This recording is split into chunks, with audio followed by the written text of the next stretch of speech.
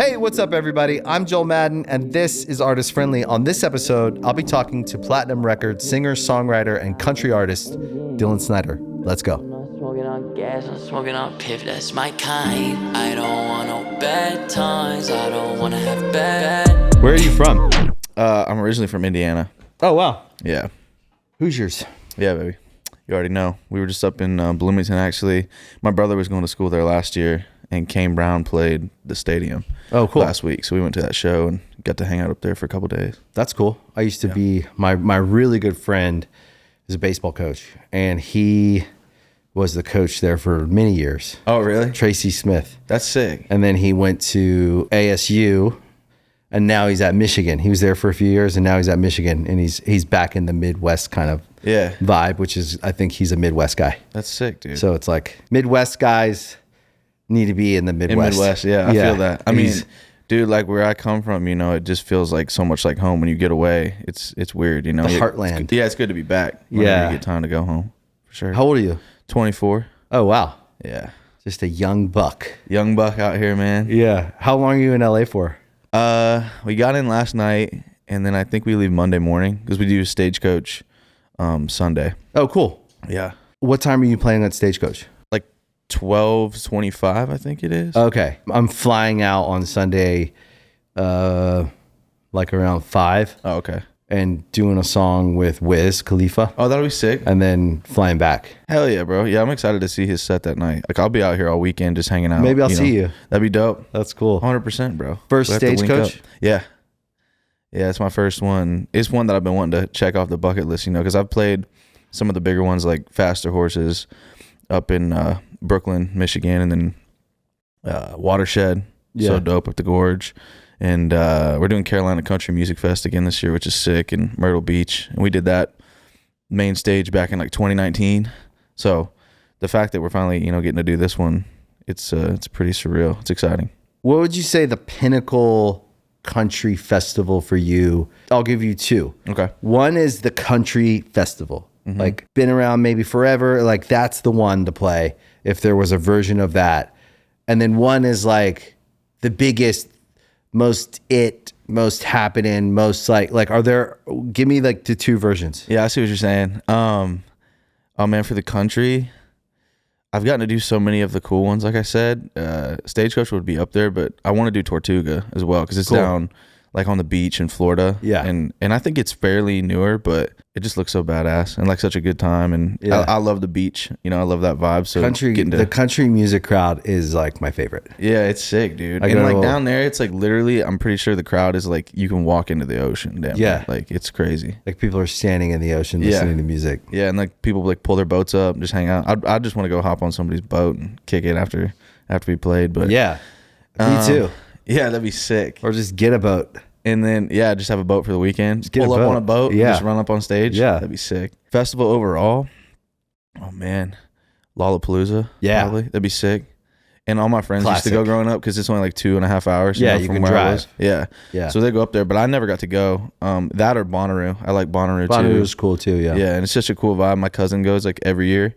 And I was supposed to go, the one time I was finally supposed to go was 2021 because they had to move it because of COVID and everything. After the pandemic, they moved it to September, which it's usually the same weekend as CMA Fest. They always line up. So it never works out to where I can go. And I booked tickets that year. I remember I learned like all of Jack Harlow's music, got really into his stuff because he was playing. Young Thug was headlining. Tame Impala was headlining, one of my favorite bands. Yeah, and, they're badass. Dude, they're sick. Kevin Parker's amazing. But like, I was so hyped up and I was like, let's go. Got rained out. Yeah. 2 days before. Oh, I remember that. Yeah. All the campgrounds got flooded and everything. And I haven't been able to go since. But they also do that festival really well. Yeah, that's what I've heard. C3 does that one. Oh, really? They do Lollapalooza too. Oh, that makes sense. And it's like they do it really well. So when you go, it's well organized. There's something about a really well-run festival that you just have a better time. Yeah. You know, those festivals that are kind of like big shit shows and you can't find your way around and are a lot harder than the ones that are just set up right. They spend extra money, right? The customer that's buying the ticket is actually getting you get like worth your while. More money's worth. Yeah. Mm-hmm. Yeah. No, but it'd be dope. And those ones too, like, you know, you get the mix of all different genres and there's always usually a few country artists, you know, so to be one of those on that lineup would be badass. Yeah. Definitely. Yeah. I've always secretly wanted to be a country singer. Really? Yeah. Dude, do it this weekend, man. You know I what? wish you were getting in earlier. You could come do a song with me. I know. Do a country song. Where I grew up, country music is so big in Maryland. So I'm from Maryland. And I always listened to it my whole life. My dad loved country music too. But somehow I found my way into like rock, and especially in the like coming up through the under kind of like the subculture of like punk related music. Yeah. It's not very country friendly. Yeah. And I think we like ran away from that side of ourselves. Maybe because also we grew up in it and we had like, I'm just going to have therapy with you. Yeah, come on. I think because we had such a turbulent childhood, we kind of rejected everything that was around us. Yeah. And we ran away from it. Yeah, I know what you're saying. And so we went to the opposite. And then I think artistically we expressed ourselves in the way we did with Good Charlotte.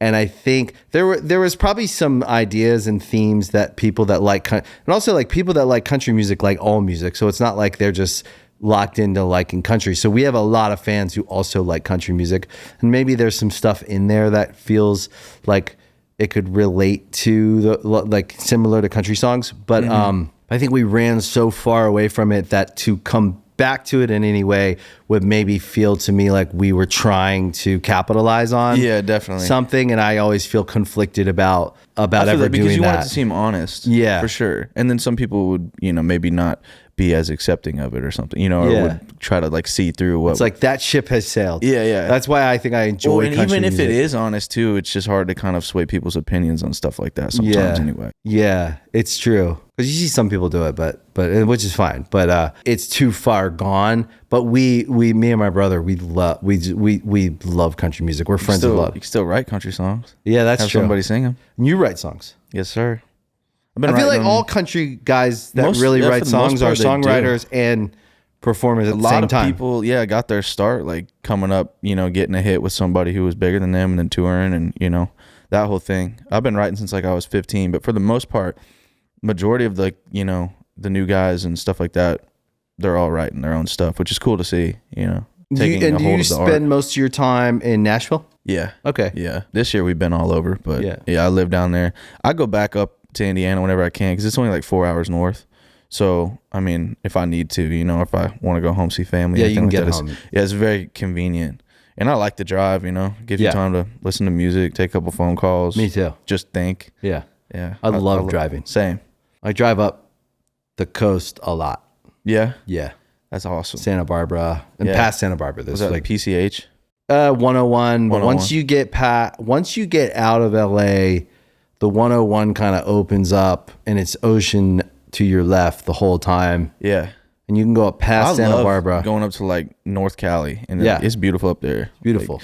Like the redwoods and all that stuff. It's one of my favorite places I've ever been. Just chilling out there. The rivers. We had a nice Airbnb up kind of right on the border of Oregon and Cali. Oh, that's cool. Yeah, and it was beautiful up there. It was sick, dude. I remember we came around a corner and I saw like one of the first just massive trees and I was like, what the hell? I was like, am I high right now or something? Like it freaked me out because I felt like just, a little action figure in the world or something. It kind of like humbles you. It kind of reminds you, like you forget that this earth and this thing we live on is like bigger than us. Yeah, it does. It's this weird ancient like when you get out in it like that, you really do see what it's all about, and like it's spiritual too. Yeah, man. for sure. Like because you're like, oh God, you're up there. You made this big ass tree. That's just the coolest thing about traveling in general too. Like stuff like that, like the Badlands, driving through the Badlands. I remember the first time seeing that, and you can't take pictures of it. It doesn't do it justice.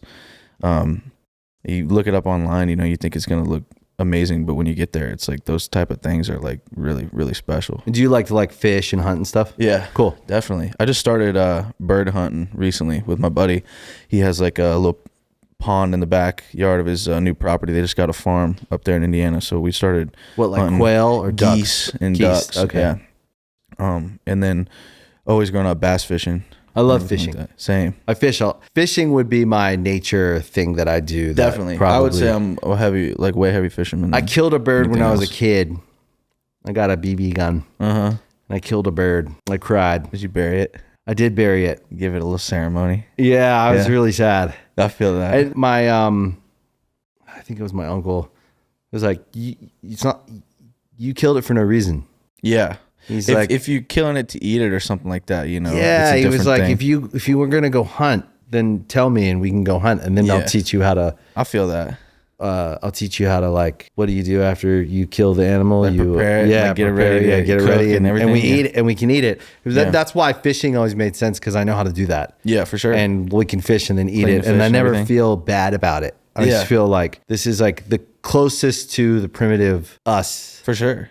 doing that and preparing your own food from something you caught. There's something about that that's like, Yeah, and that's what makes it make sense to me. You know, at least always has. I feel like you're not just doing it for no reason or just but doing duck it is to- delicious. It is. You kill a duck. I like duck. I've had like a couple different things. I Never had a had duck goose. quesadilla one time. Have you had it? I've Goose? never had goose. My buddy's dad, he always makes like a gumbo or something out of it. Oh, that's good. It's good, yeah. I like duck though. Like a stew. yeah. It's good stuff. Yeah. It was my first time having it, but it's good. And whenever it's, you know, season time, we've been getting out there like every morning, like get up at like 4:30 in the morning, just go sit out. I like just sitting out there too, just chilling in the morning, talking. Yeah, talking to early. homies. Yeah. See your breath. Yeah, you see the sunrise. Something about the coffee's better It's so cool. that early. Yep. That's cool. Mm-hmm. You've worked with a ton of people songwriting. Mm-hmm. Do you have any favorites? Oh man. I saw you work with Florida Georgia Line guys. Yeah. I like them a lot. That was amazing. I mean, they're like the reason I got into country in the first place. Yeah. And I grew up like the first album I remember like really like getting into, and like we had it like burnt on this like purple CD, and it was in our old Dodge green truck, and it was just in there every day. It was All the Right Reasons, Nickelback, which I think they're playing tomorrow night, which is going to be sick. Are you going to go? Yeah, Great. for sure. I feel like their like style, and then FGL coming in, obviously working with like Joy Moy and like the same production and everything like that right out of the gate. They were the guys that kind of drew me in to that new country sound around the I feel like they 2010 really era. like kicked the doors off of where country could live in popular music and Yeah, how for it sure. could how it could be seen. That was like for real, it was like a transitional period Yeah. that kind of had started the movement to where it's going now, for sure.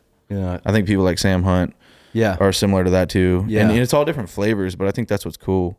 I always say like people that get mad about the new sounding country or stuff like that, I'm just like, well, dude, you got to realize it's not 1990 anymore. It's 2020, and like Yeah.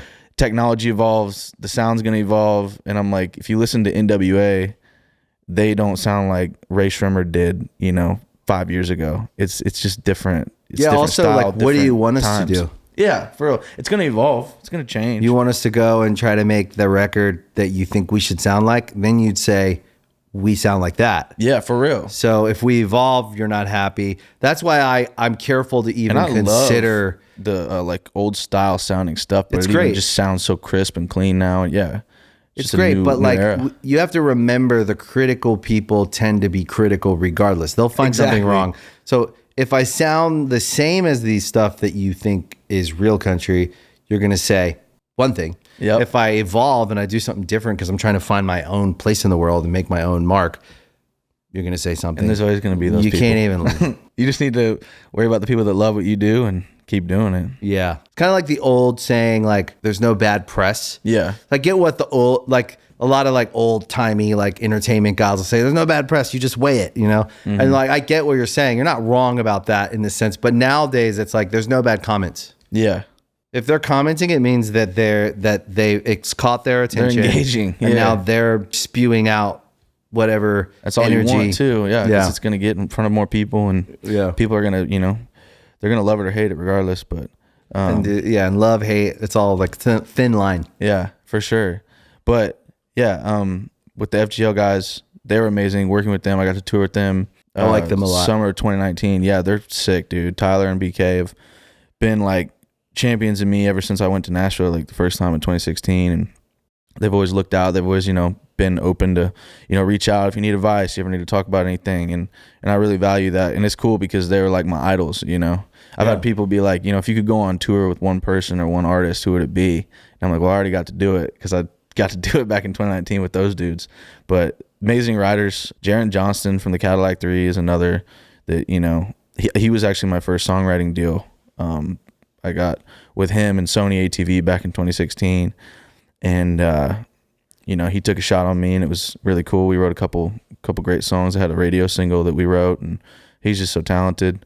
And then I got a couple other new friends that I've been working a lot with. A buddy of mine named Gabe Faust. We grew up together back in Indiana. Oh, cool. Started writing together since we were 15, and he just had his first #1 with Kane Brown's "I Can Feel It." Amazing. Yeah, a couple weeks ago. That's a good feeling. Yeah, it's watching a great somebody feeling for sure. get their It's first cool, man. trophy.